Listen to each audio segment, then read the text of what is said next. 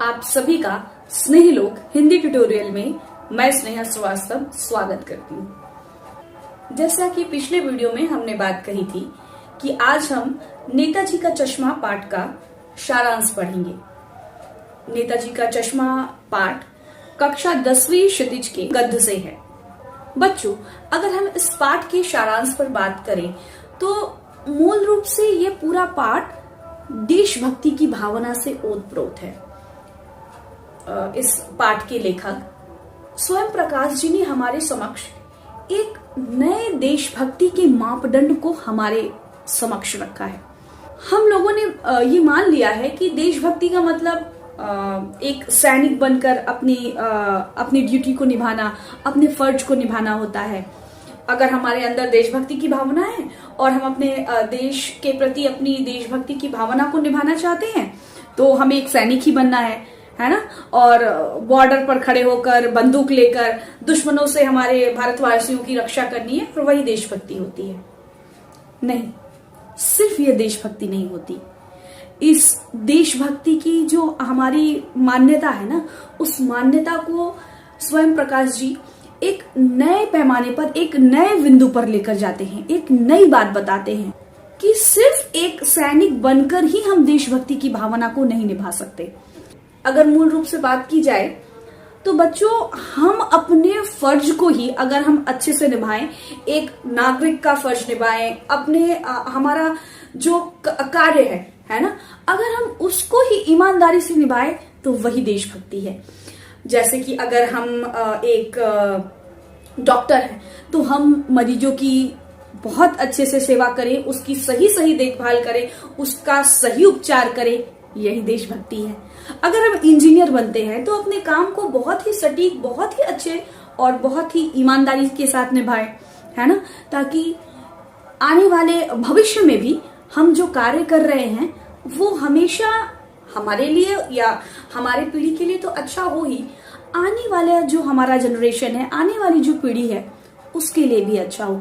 अगर हम एक बनिया है ना, और हमने एक ग्रोसरी की दुकान खोल ली।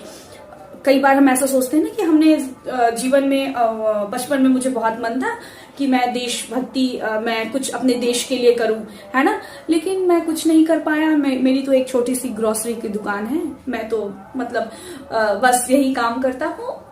लेकिन यह सोचना गलत है बच्चों। अगर आपने ग्रोसरी की भी दुकान खोली इन फ्यूचर, भविष्य में, है ना, वहां पर भी अगर अपने काम को आप ईमानदारी से करते हैं, सामान में मिलावट नहीं करते, है ना, अपने ग्राहकों से बहुत ईमानदारी से आप अपना कार्य कर रहे हैं, आप समझ रहे होंगे मैं क्या कहना चाह रही हूँ, वह भी एक देशभक्ति है। आप अगर एक टीचर है तो अपने बच्चों को आप सही मार्ग दिखाएं, वह भी एक देशभक्ति है। तो सिर्फ मतलब जो एक देशभक्ति का जो एक संकुचित रूप हम लोगों ने ग्रहण किया था ना, उस संकुचित रूप को स्वयं प्रकाश ने एक नया विस्तार दिया है। अगर हम सारांश के बारे में बात करें तो हम अगर सारांश पर वापस आ जाए तो मैंने बताया कि ये पूरा जो चैप्टर है, पूरा पाठ है, यह मूल रूप से देशभक्ति को एक नए आयाम पर ले जाता है ना, एक नया रूप हमारे सामने प्रस्तुत करता है।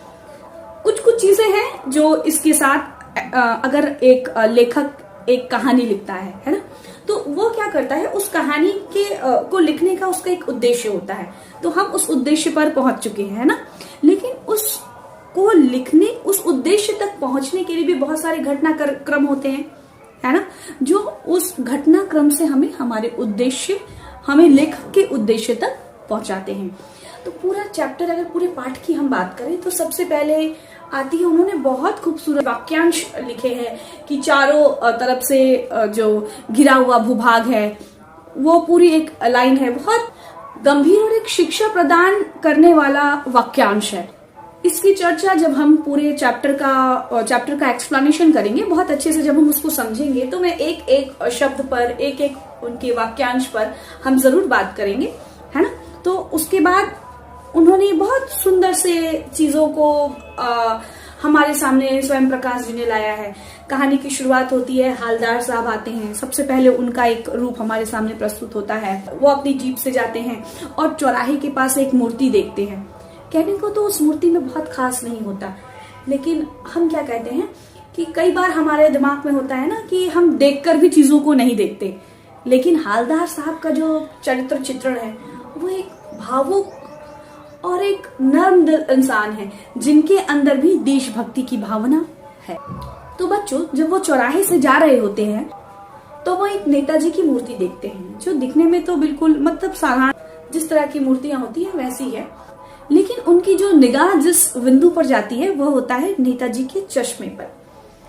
पूरी मूर्ति तो संगमरमर की होती है, लेकिन उसमें जो चश्मा होता है वह ओरिजिनल होता है। मतलब हम लोग जो जिस चश्मे का इस्तेमाल करते हैं, जैसे ये एक चश्मा, मतलब उस मूर्ति पर इस तरह का एक चश्मा लगा होता है। तो उनकी जो नजर है, मतलब ये वो सोचते हैं कि ये आइडिया भी तो बहुत अच्छा है ना, कि पूरी मूर्ति जो है वो संगमरमर की बनी है और जो चश्मा है उसमें रियल सा लगा हुआ है। तो कहीं ना कहीं उनके हृदय में वो बात छूती है, उन्हें अच्छा लगता है और फिर वो जानने की कोशिश करते हैं कि किसने इस तरह का चश्मा लगाया। और फिर हमारे सामने एक दूसरा कैरेक्टर, दूसरा चरित्र आता है जो कि पान वाले का होता है। बच्चों, पान वाले का भी जो चरित्र है वो बहुत ही हटकर एक चरित्र हमारे सामने स्वयं प्रकाश जी ने रखा है। एक मजाकिया है ना, उसका जो पूरा चरित्र होता है, जो वो दिखने में होता है जिस तरह का, वो पान लगा हुआ है, थोड़ी सी वो तोंद उसकी निकली हुई है ना। मतलब एक तरह से जो उन्होंने इस कहानी को यहाँ पे थोड़ी सी हल्के करने की कोशिश की, मतलब थोड़ा सा हल्का बनाने की कोशिश। हालदार साहब का बार बार कुछ काम से वहां पर आना जाना लगा रहता है। वो बार बार उनकी जीप वहां से गुजरती है, उस कस्बे से गुजरती है, वो बार बार वो चश्मा देखते हैं। उन्हें ये चीज बड़ी अच्छी लगती है कि वो बार बार जो चश्मा है, उनके दिमाग में भी ये चीज नॉक करती है, खटकती है कि जो चश्मा है वो बार बार क्या होता है ना, अलग अलग फ्रेमों वाला होता है। मतलब वो एक ही चश्मा जो उन्होंने पहली बार देखा था, वो जब जाते हैं तो एक नया चश्मा नेताजी के मूर्ति पर लगा होता है।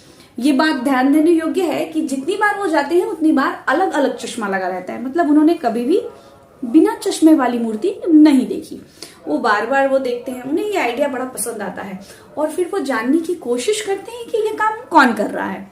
जब वो पान वाले से पूछते हैं, क्योंकि हम कहते हैं ना कि कहीं भी अगर हमें किसी जगह के बारे में है ना, किसी व्यक्ति के बारे में अगर पता करना हो तो जो पान की दुकान होती है ना, उनसे पूछना चाहिए।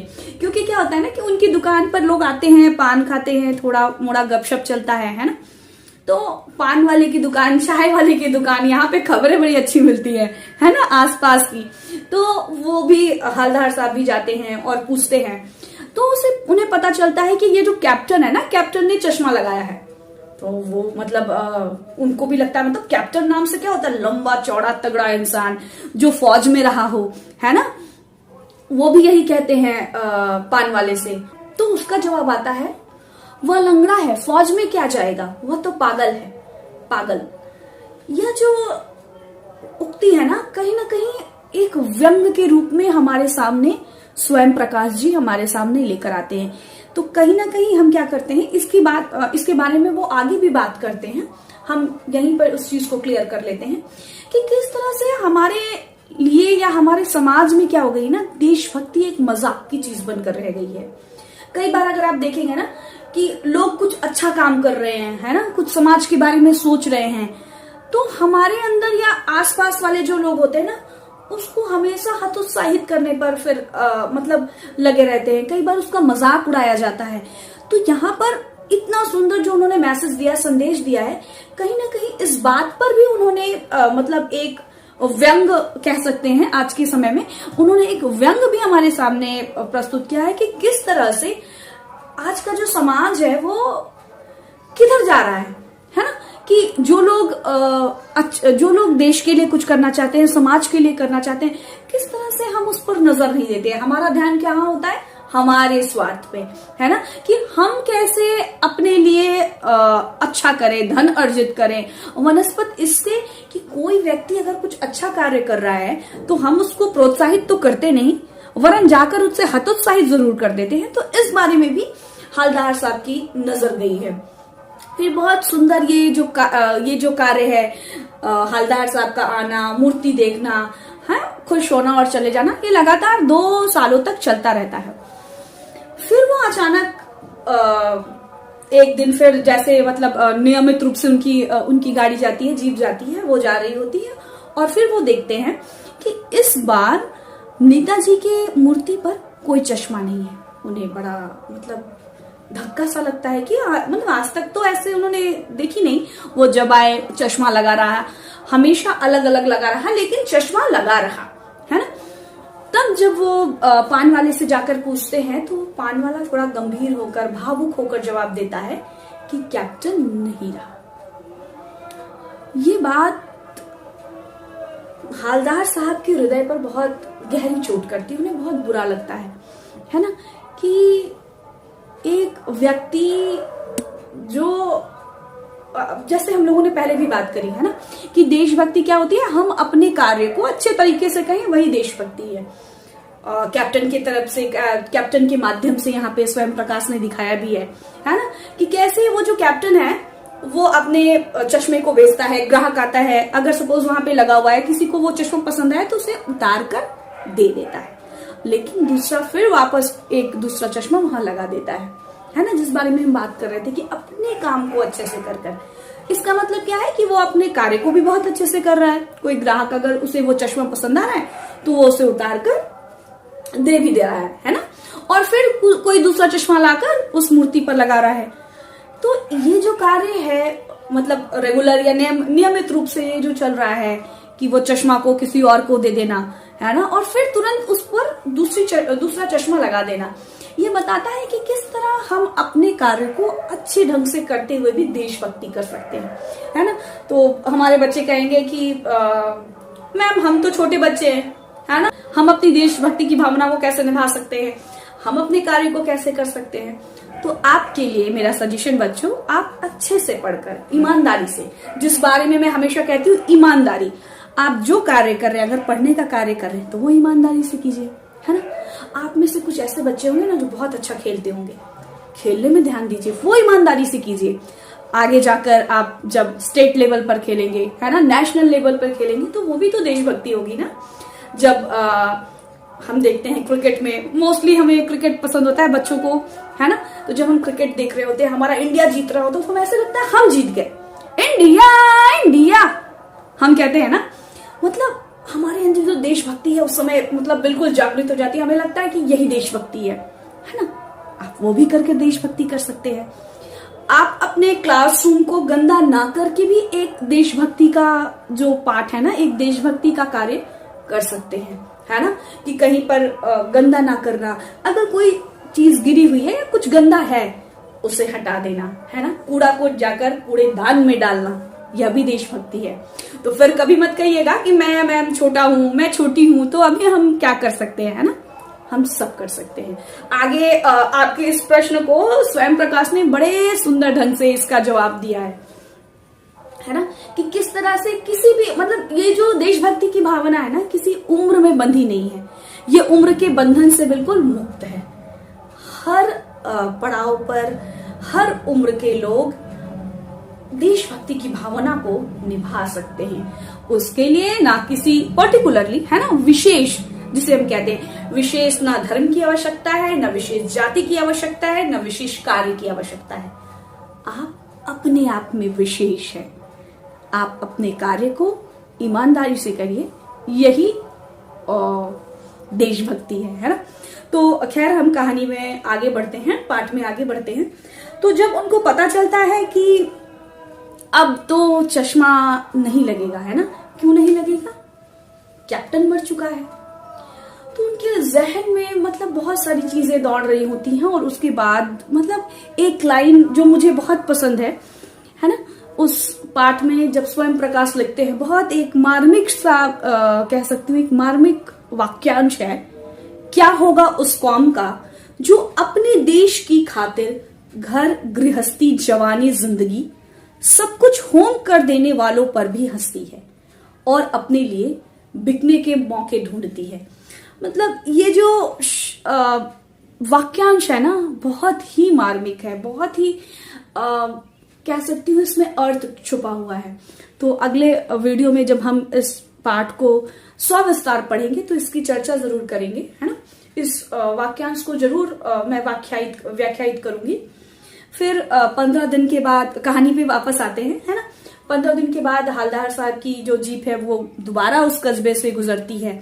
और इस बार क्या है ना कि पहले हम लोगों ने पढ़ा कि वो बहुत भावुक और सहृदय व्यक्ति हैं, तो इस बार उन्होंने अपने मन को क्या किया, बिल्कुल कठोर किया, है ना। और सोचा कि अब तो काम है जिस बारे में हम लोग बार बार बात कर रहे हैं, काम तो करना ही है ना, यही देशभक्ति है। और उस चीज से हम कहते हैं ना, उस चीज को हम नजरअंदाज नहीं कर सकते, ठीक है। तो हवलदार साहब की जीप तो जानी ही है इस चौराहे से, लेकिन इस बार उनका जो हृदय है, जो सहृदयी है, उन्होंने अपने मन को बिल्कुल कठोर बना लिया। और उन्होंने इस बार अपने आप को बिल्कुल दृढ़ निश्चय करके उन्होंने कहा कि नहीं, जाऊंगा तो ठीक है, लेकिन इस बार मैं नेताजी की जो मूर्ति है ना उसे नहीं देखूंगा, है ना, क्योंकि उनको बिना चश्मे वाली मूर्ति आहत करती थी, ठीक है। उन्होंने सोच लिया कि अभी देखना नहीं है, ड्राइवर को कह दिया कि जीप सीधा यहां से लेकर चलो, यहां नहीं रुकना आज। तो जीप जो ड्राइवर होता वो भी सीधे चला जा रहा होता है, लेकिन कहीं ना कहीं हम कहते हैं ना कि जो दिल है कि मानता नहीं, है ना। तो ये बात हवलदार साहब के साथ होती है कि दिल है कि मानता नहीं, और वो एक नजर मतलब उस मूर्ति पर आखिर उनकी जो नजर वो चली ही जाती है। और सडनली मतलब उन्हें वो तुरंत ड्राइवर को कहते हैं कि रोको। ड्राइवर बहुत जोर से ब्रेक लगाता है ना। और जब वो रुककर मूर्ति को देखते हैं तो यहाँ पे बहुत सुंदर एक संदेश के साथ हमारे सामने स्वयं प्रकाश खड़े होते हैं, है ना, कि उस मूर्ति पर एक सरकंडे का चश्मा लगा होता है। तो मतलब हवलदार साहब बहुत आश्चर्यचकित, हाँ, वो मूर्ति देख रहे होते हैं और उनके चेहरे पर एक मुस्कान आती है। बच्चों, मुस्कान इसलिए आती है क्योंकि आज जो 15 दिनों से नेताजी के मूर्ति पर चश्मा नहीं था, लेकिन आज जब वो देख रहे थे एक सरकंडे का चश्मा जो बच्चे जैसा बना लेते हैं, है ना, वो लगा हुआ था। अब मैम ये क्या बात हो गई, चश्मा लगा था तो वो बहुत बड़ी बात क्या, सरकंडे का चश्मा लगा था। तो बच्चों, वो चश्मा तुम जैसे ही बच्चों ने लगाया था, है ना। खेल खेल में ही उन्होंने ये कर दिखाया, मतलब कहीं ना कहीं उनको भी वो मूर्ति खटक रही होगी।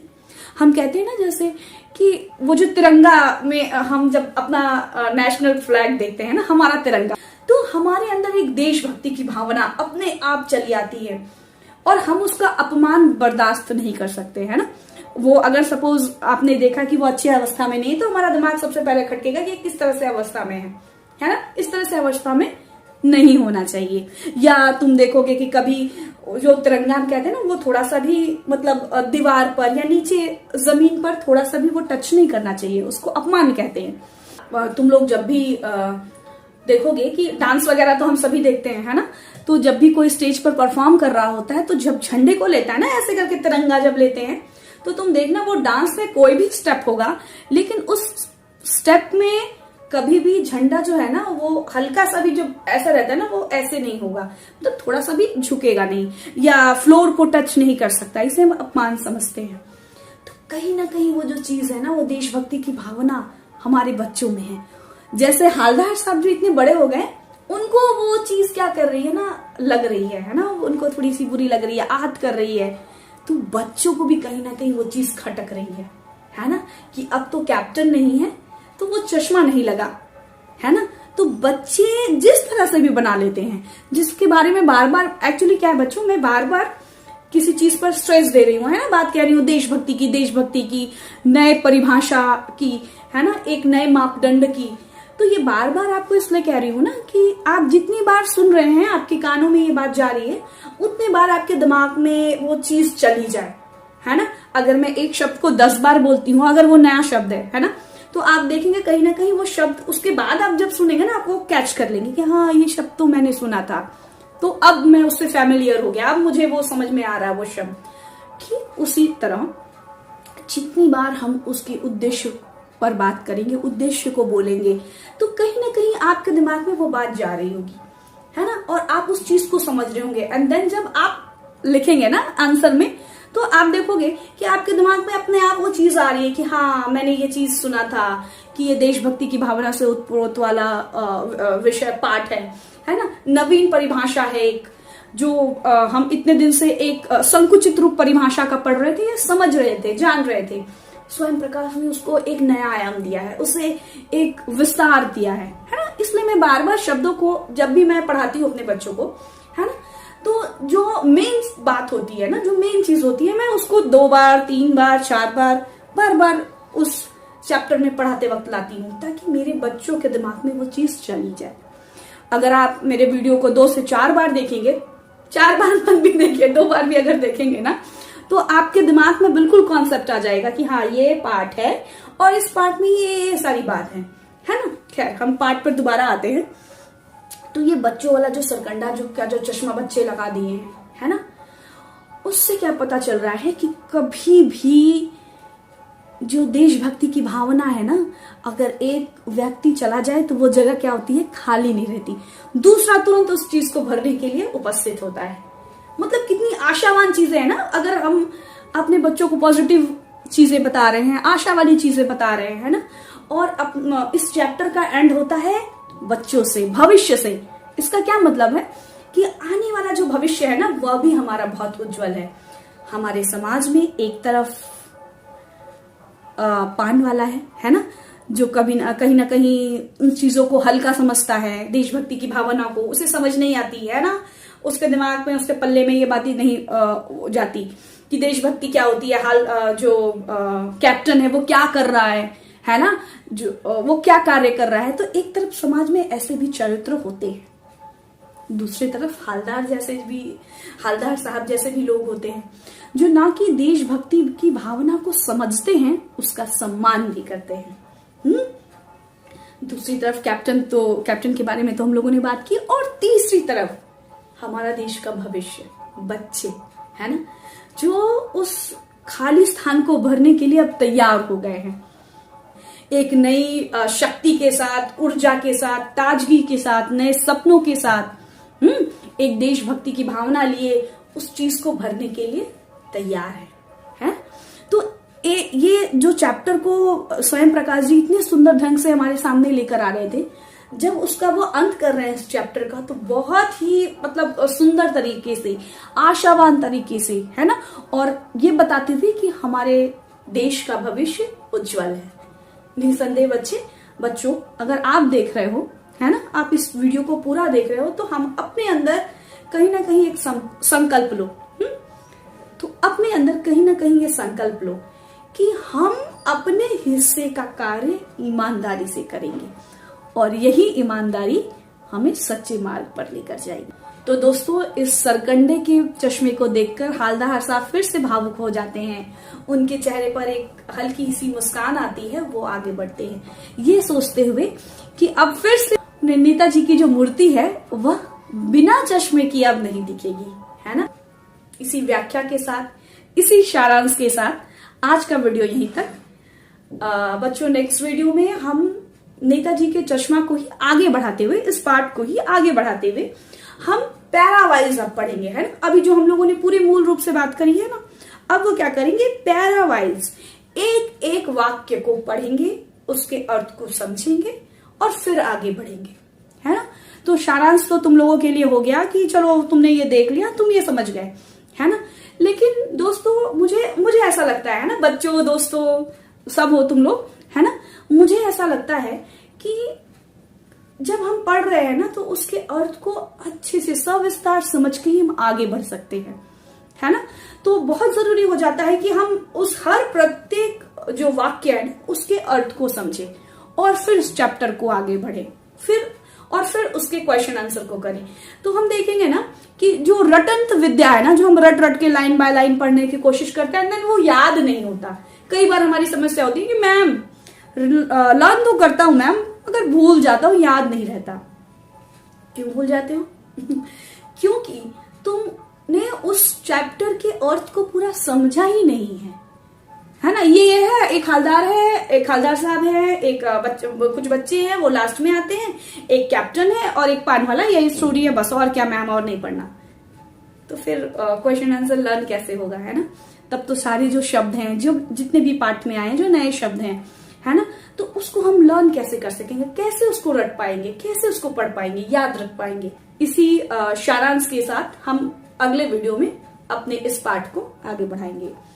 तब तक के लिए स्वस्थ रहो, खुश रहो।